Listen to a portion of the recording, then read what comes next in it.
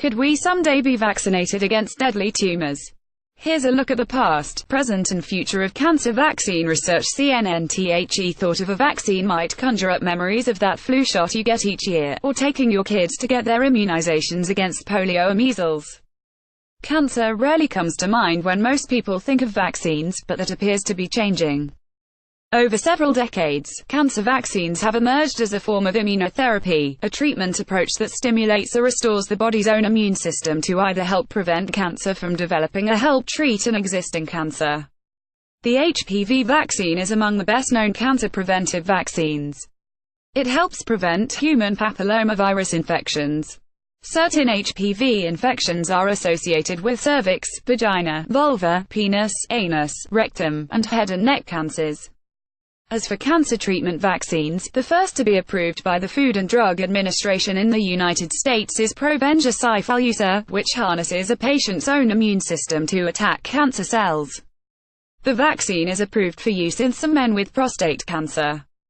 Whether used for prevention of infectious diseases or for prevention and treatment of cancer, vaccines work by similar mechanisms. They teach the immune system how to recognize the infectious pathogen of the cancer cell as something foreign that needs to be eliminated, said Dr.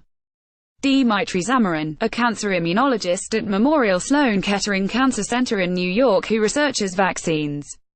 In the case of cancer, various vaccine strategies teach the immune system to recognize a protein, also known as antigen, or a part of a protein that is present on the surface of cancer cells but not normal cells, he said.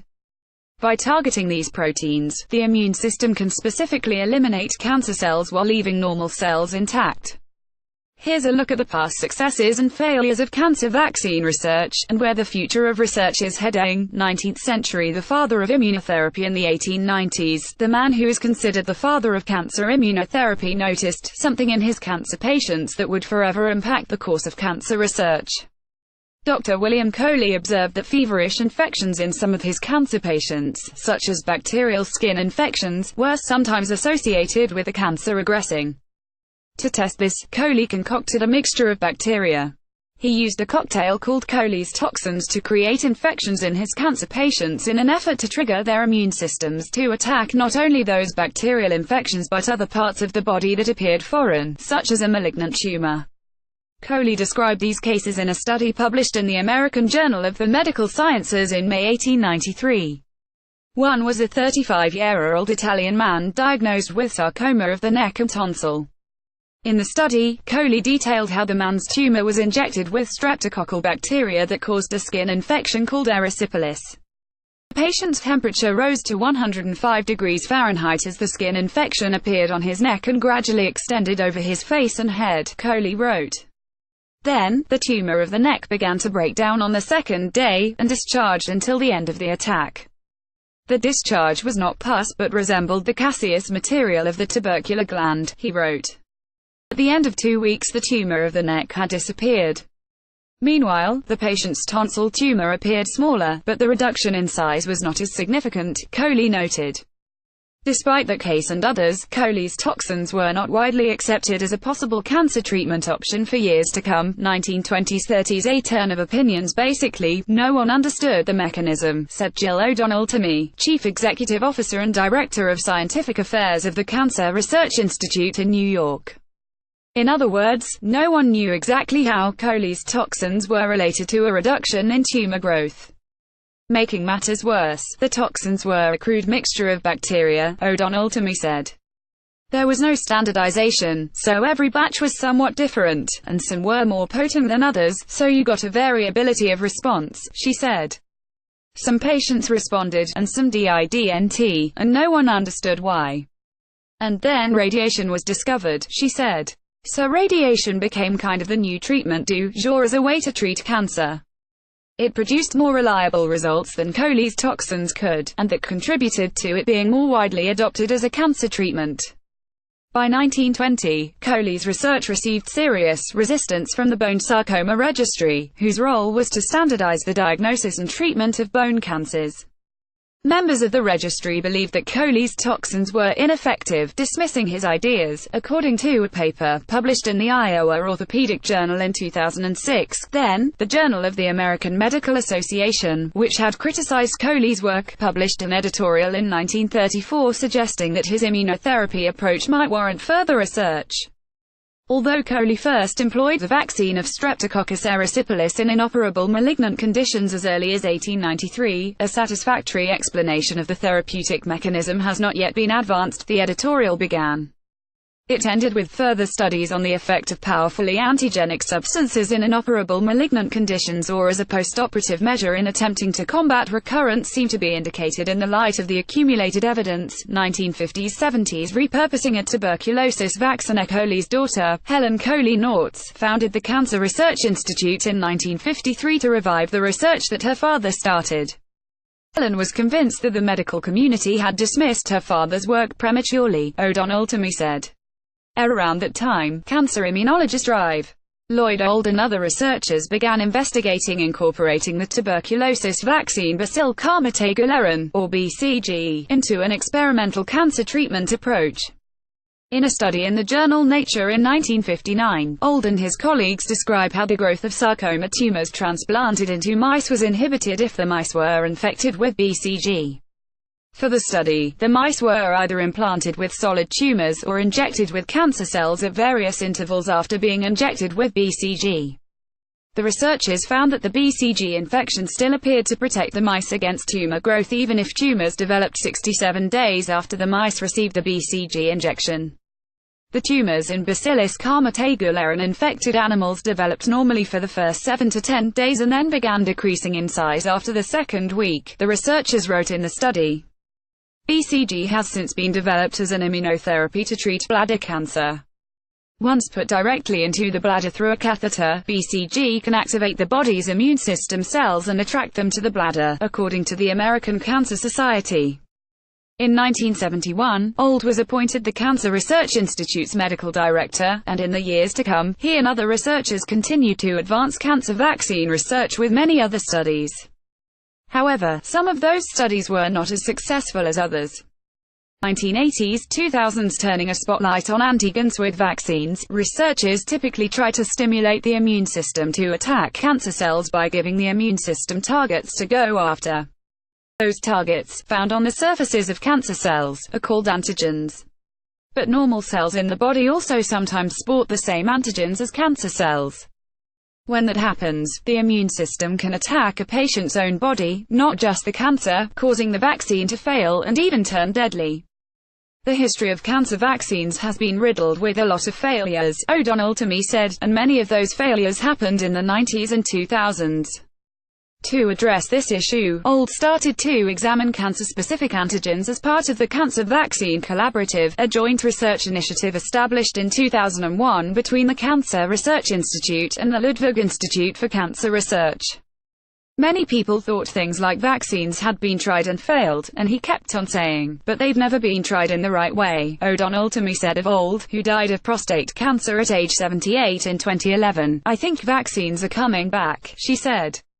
They had a very bad rap for a number of years because there was so much failure, but I think they failed because we didn't understand the biology enough. 2010's The Hope and Hype cancer vaccines made a big comeback when the FDA approved Provenge Cyfalusa for treatment of prostate cancer in 2010. 5 years later, scientists in Cuba and the US collaborated to develop a lung cancer vaccine.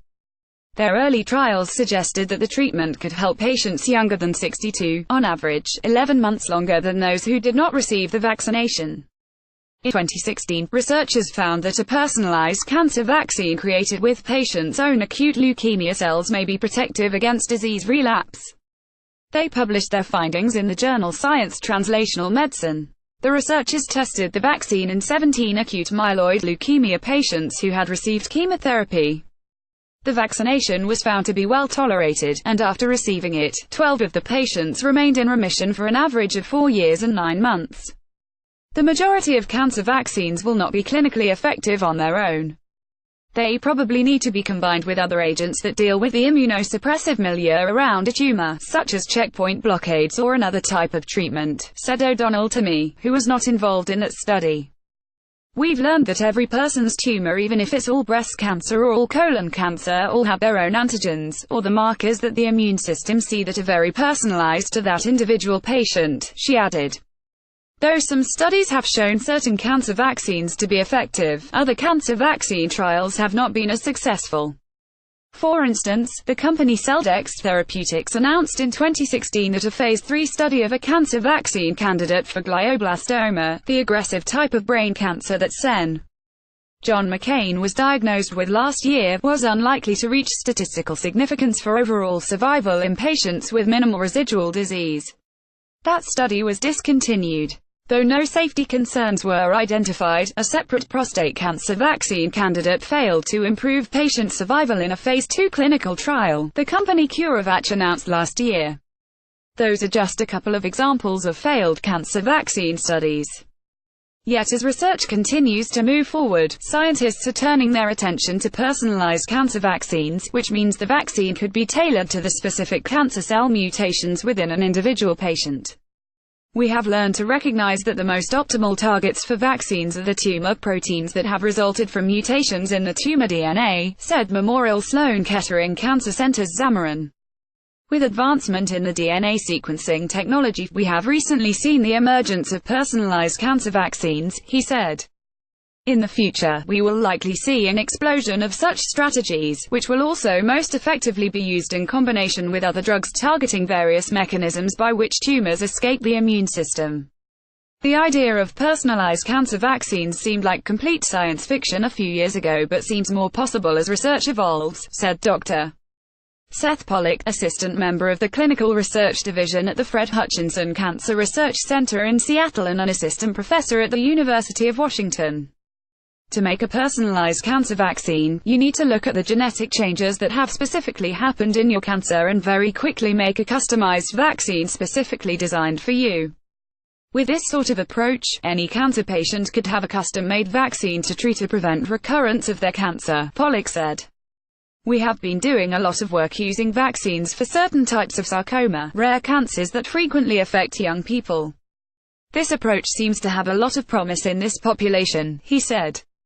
Another thing that I think is really exciting right now is the development of some very high-tech vaccines. There are vaccines that are genetically engineered to program the immune system in a certain way and others that are linked to immune stimulants that can directly encourage immune cells to react to the vaccine. 2018 What the future holds for cancer vaccines this year. Two separate studies led by researchers at Stanford University have shown experimental vaccines as possible treatments for cancers in mice. One, published last week in the journal Science Translational Medicine, showed that a vaccine eliminated traces of cancer in the mice, even though the cancers were genetically driven.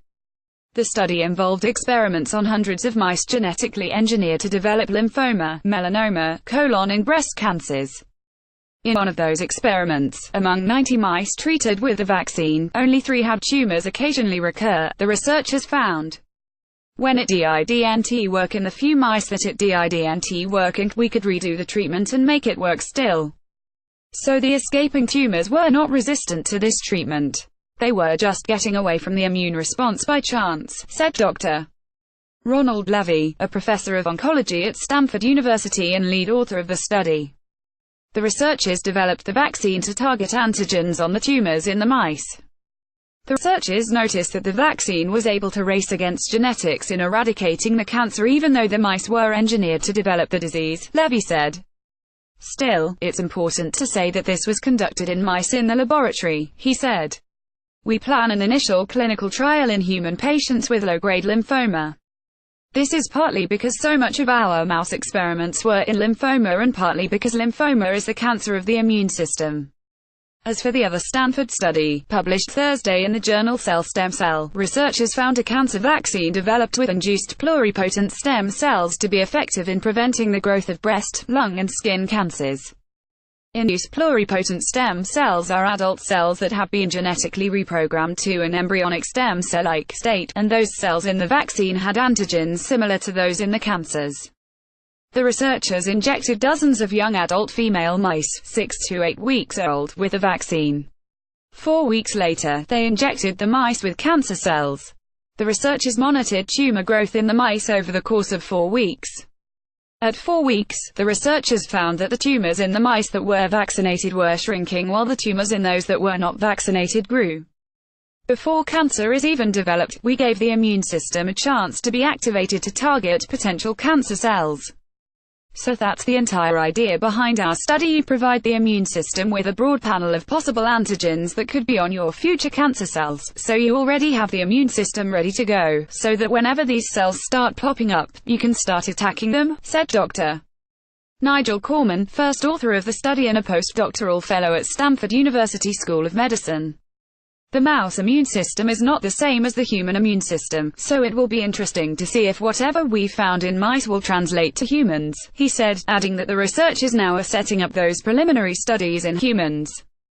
Based on the similarities that the researchers saw between the stem cells in their vaccine and the various cancer cells in the study, they think their vaccine could work against some other cancers too, said Dr.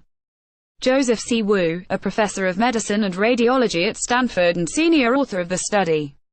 50 years ago, the measles, mumps and rubella vaccines were developed that saved many he said. Wouldn't it be nice if, 20 years from now, people would get vaccinated with their own induced pluripotent stem cells to prevent cancer?